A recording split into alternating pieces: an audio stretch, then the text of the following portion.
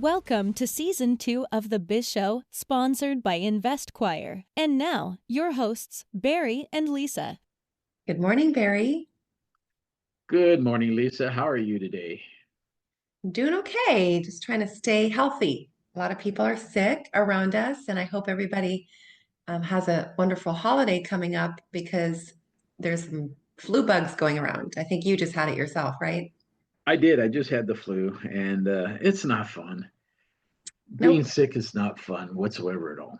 I But know. Well, I'm yeah, the glad that you're holidays are better. just around. Yeah, I am too. Thank you very much, and I hope you stay better. Thank you. So yeah, the holidays are just around the corner, aren't they? What, 2 weeks away from Yes, it's Thanksgiving? sneaking up on us, right? A lot of things to do and people to enjoy and lots of good food. Well, in some opinions, absolutely. The food is always good, absolutely. But sometimes people, when their families get together, it turns into a train wreck. Oh, I know. They make movies about it that are quite funny.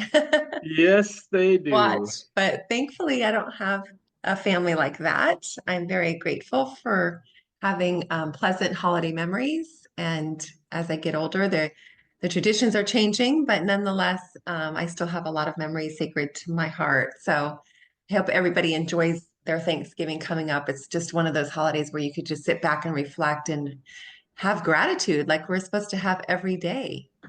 This is too. This is true. Well, listen, let's dive in. Let's dive into this. This is season 2, episode 10. And today we're going to discuss the difference between leadership and management. Yes. And what's the difference? There are some similarities, and then there are some differences, right? And some of them are subtle, and some of them are very, very far apart from one another. Yeah, and some of the aspects do overlap with each other because a manager is a leader. So, Some are and some aren't. You're right. And we'll kind of pick those apart. And honestly, I've always said the opposite, right? I've always told my clients and stuff like that. Just because you're a manager does not make you a leader.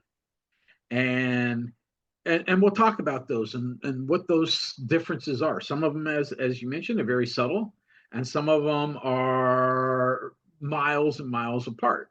But yeah, let's focus. I just Go meant ahead. in the aspect of a manager has to lead a team.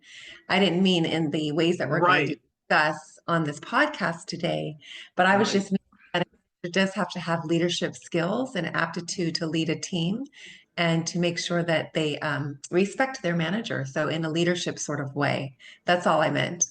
Right. And you know what? You're dead on. You are dead on because here I've said this all the time. Just because you have a good employee and they're really good at their job and you decide to promote them and put them in a supervisory and a management role does not make them a good manager, right? So just because they're good at their job doesn't mean they're good at managing people or leading people. Those are things and skills you need to teach them, get them some training on how to do it, That's right. right? So, yeah, a manager will have to have some of those leadership skills. So, we'll talk about those right now. Let's get to it.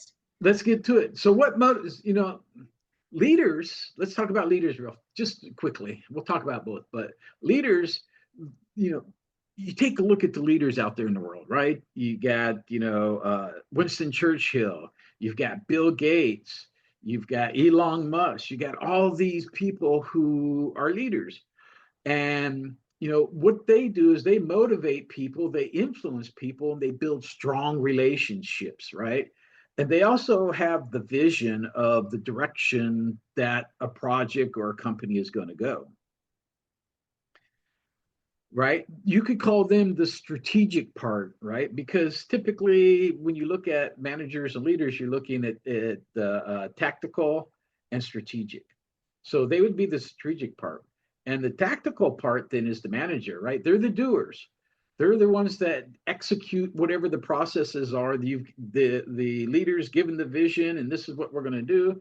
And now it's the manager's job to really put it together, build that team, and manage. And as you said earlier, lead that team to the end result. Yes, an important aspect of that is making sure that your manager aligns with your leadership. So they have to share the goal in common. Otherwise, it'll be going in two different directions, and the leader is never able to translate that in his management. So you want to make sure that you have a good manager that is able to see eye to eye with you as a leader and visionary of the company. Again, you're dead on, Lisa. And also the key to that is communication, right? They both are communicating upwards and down, and they're really not upwards or downwards, they're just lateral, right? So the leader's communicating to the manager, this is what we need to do. And they really leave the details and the all the moving parts to the manager to figure that piece of it out and how to make that work. That's right. So then So there's the aspect of supervision, which is a management aspect, and inspiration, which is a leadership aspect. Both of right, those right, right. individuals hopefully possess those skills when they're leading. Well, it's funny because yeah, leaders inspire people, right? They work on the relationships, they work on um, making sure that everybody's heading the right direction and motivating people. The managers, they're supervising, they're making sure that everybody's getting the job done, right? So the leaders are going to inspire and motivate people and create emotional connections to whatever that project might be. And then the managers, right, they're going to supervise it. They're going to make sure everybody's got the resources, they have the skills, and that they meet whatever criteria they need to meet to get the job done. This reminds me of a test called the DISC test. I'm not sure if you've ever taken it because I know you've taken others or have given others other types of tests to your employees. But the DISC test identifies exactly this, whether you are strong in the inspiration aspect of leading, or if you are stronger as a driver, as a manager, as a person that can delegate and really supervise and tell people what to do by leveraging your talent. So the I in the disc, the word disc, really speaks to inspiration. You're able to sell ice cream to an Eskimo. You're able to persuade people to make decisions that would benefit your company or your ultimate goal. Those are the people that can lead by making an effect on people, whereas a driver is really going to affect their in a company role, their talent, the management, the systems, the back end, the making a company run smoothly, if you will. So a driver gets it done. And an inspiration person in the DISC test results will bring you the results, bring you the financial gain, bring you the profitability of the company. So it's important to make sure you have a balanced aspect of people or those traits of people in your company or your corporation, because you want to be able to make sure that you have all the bases covered and not everybody is having just those driver skills or those management skills, like we mentioned at the beginning of the podcast. It's very important to identify who you're hiring, and you could provide them that DISC test to find out. That's true. And, in previous companies that I worked with, at GE and All Bases Covered, Mighty Micro, and stuff like that, I gave the Briggs Meyer test and I gave the DISC test just so it Mhm. could help me understand that employee and then where to fit them in at, Right. Yeah, it's right? so important. It is important, and because you want to make sure you get the right people in the right spots, right? It's all important to make sure that the resources are there for them to do their job, but it's also to make sure that they have the skills to do that. Maybe not the skills, or at least the desire to want to do that job. Mhm. That's right. So, yep. So leaders again. Let's the next one is they are people centered, and managers are task centered, right? So leaders, right, they prioritize relationships and they build and work on those relationships, and they got somebody for everything, right? So they got a Rolodex, if you will, a list of people who with different skills. And so when they need a task done, they reach out to that person to get that task done. The leader's not going to do it. they're going to, reach out to the people that have the skills to get it done. You mean the manager? The leader is going to find the people and make sure you have a well-balanced um, employee base of different personalities that fit the roles that you need, and the manager will help the employees carry out the task, right? And make sure they work Well, consistently, maintain the goal.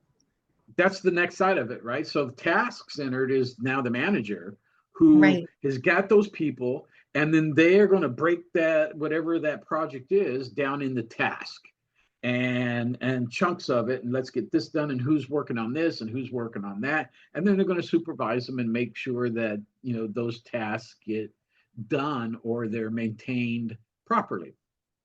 Exactly. So it's a big thing as a small business owner, right? You got to wear that hat on both sides, at least starting out, because it's probably just you, and then you might hire one or two employees. So you're building your business up a little bit, and Yes, so I it's would say that personally, I'm strong in the leadership aspect area because I don't like to do the mundane tasks of managing and looking over people's shoulders and making sure that their performance is up to par. I really enjoy the aspect of leadership more because I think I am a visionary and I do have the ultimate goal in mind, always close to my heart. And I like to influence people. I like to have them create the vision inside of their minds and then be driven by that, be driven towards the goal. So in the managerial area, that's not my strong suit, I would have to say personally. But as a business owner, you do have to wear both hats. You do have to you interchange. do. You do have to know when to step forward into the management role because you ultimately are seeing somebody not performing.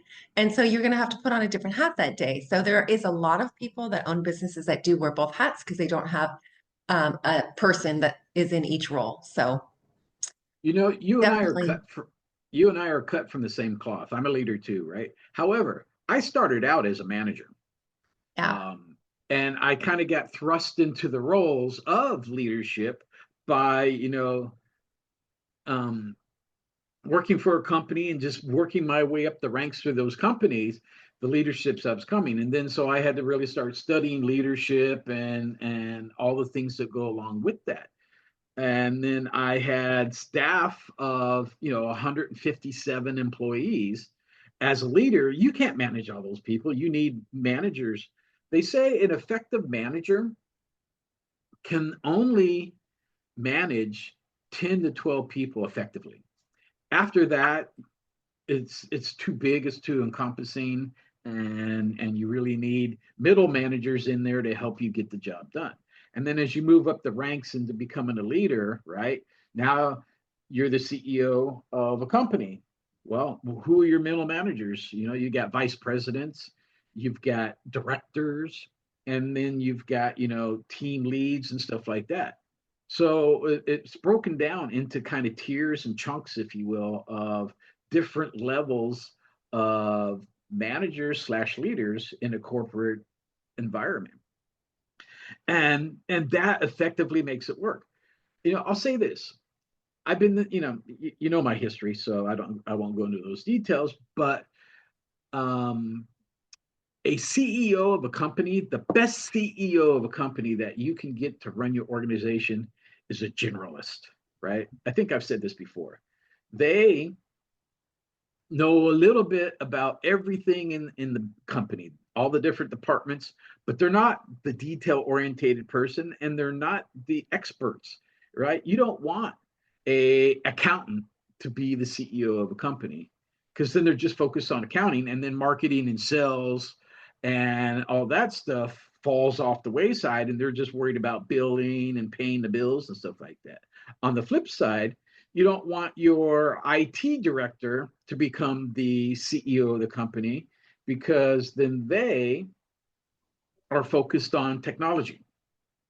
And then, accounting and all the other stuff fall by the wayside. So generalist is the best to have by all means.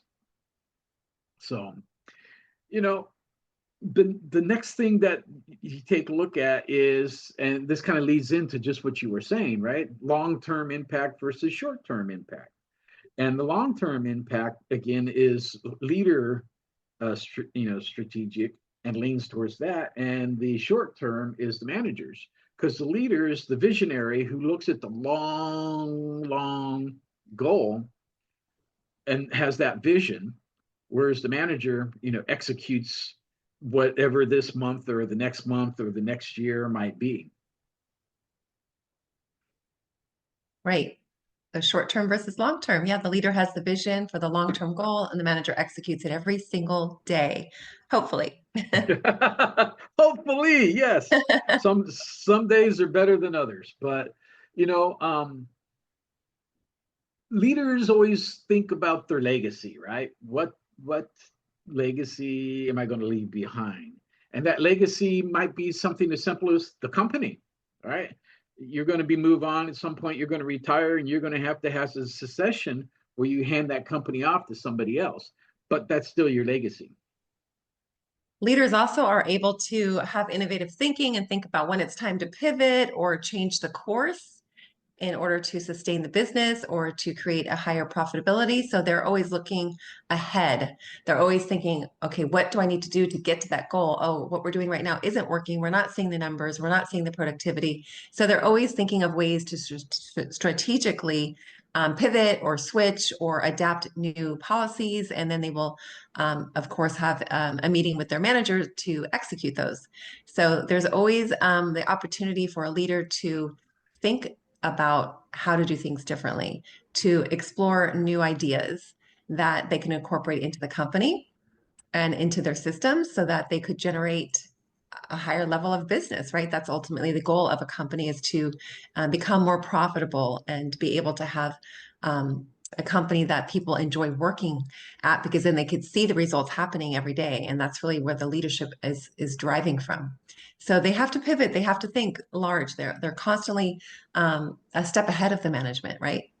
Right. They are a step ahead because they get that vision. Let me tell you a story, because you made a couple interesting statements there.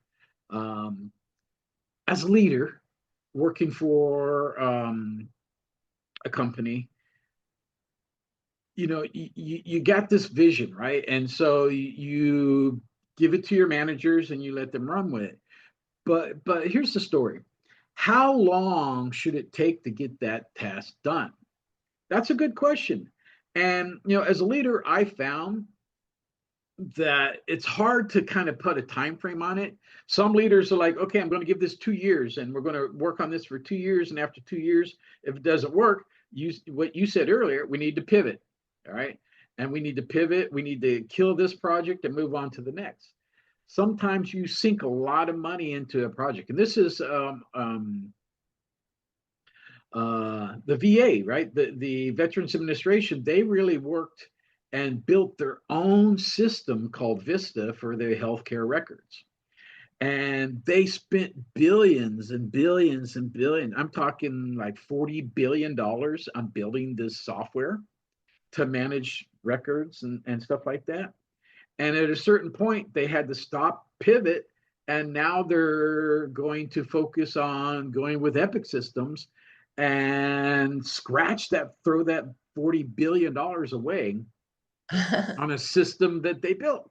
So, Yeah. but that takes a lot of vision and a lot of It probably frustrates the heck out of the management, because they're like, well, great, how does this make sense? And a lot of you it, you know, have to just right. trust the leadership has, an eye for it, right? They have to trust their leaders. That going They on. yeah, exactly. It's frustrating because, like, when do you toss the towel? And you've already put all this money into it. Do you keep going and maybe get where you're going to get, or maybe not get where you're going to get? Or do you go with a product that's already there? Right. So, interesting things for sure. Yes, definitely. There's a lot of intricate stuff that goes on in the back end that our employees don't realize. This is So, true. yes. So the next thing, and this one is where things become really far apart from a leader and a manager, right? Leaders are innovative thinking, and managers are problem solving. And so a leader, again, has that visionary, right? And they often are creative thinkers, and they explore new approaches and stuff like that. Whereas a manager is going to, the leader gives them, this is what we're going to do. They've got to solve the problem and figure out, how am I going to make this thing work, right? So a leader says, here's the gear. Go figure out how to make it work. How to build it, how to put it together, and where's it fit and stuff like that. So you've got these two different concepts, right? Let's take a look at Elon Musk, right, for a minute, right? 10, 15 years ago, all we had was cars on the road that were gas powered. And he came up with the idea, hey, let's make an electric car, right? Whether it was his idea or somebody else's idea, he perfected it. So, but did he personally do it? Absolutely not, right? He came up with a concept, and with his company, they started working on it, and hence Tesla today. By the way, there's no endorsements on any of this stuff. This is just kind of a case study in a sense, right? Just an example. Yeah, exactly. So, the difference from the leader is they're innovative, right? I mean, he created, SpaceX and these rockets that now the government is using to get to the space shuttle and things like that. And not only that, innovation. He took those rockets and now he can bring them back and reuse them again. And another new concept. In the past, the government, it was one-time use. Then they finally came out with the space shuttles, and they were able to bring the space shuttles back. But today, it's a whole different ballgame. But you got to have a lot of managers underneath that making it all happen. That's right. So what have we got next, Barry? Well, the difference is influence and the authority, right? So those are pretty self-explanatory in the sense that if you're following along with the podcast in the beginning, we talked about leaders have relationship building and stuff like that, right? So they try to influence people and get people to do things that they need them to get done. Whereas the managers, they have, as a manager, the authority to make sure things get done. They might have to invoke discipline or rewards, whatever. All right, cool. Well, anyways, hey, Lisa, that wraps things up for this episode, right? So please don't forget to reach out to Lisa or myself. Where do they do that, Lisa? Well, you can find us on Facebook. We have a Facebook page for Invest Choir and also for the Biz Show. We hope to find you guys there. And our website is investchoir.com. So you can find Lisa there. You can find myself there. We're more than happy to answer your questions. Have a great week, you guys. Yes, everybody have a good week. Take it easy. Bye. Bye.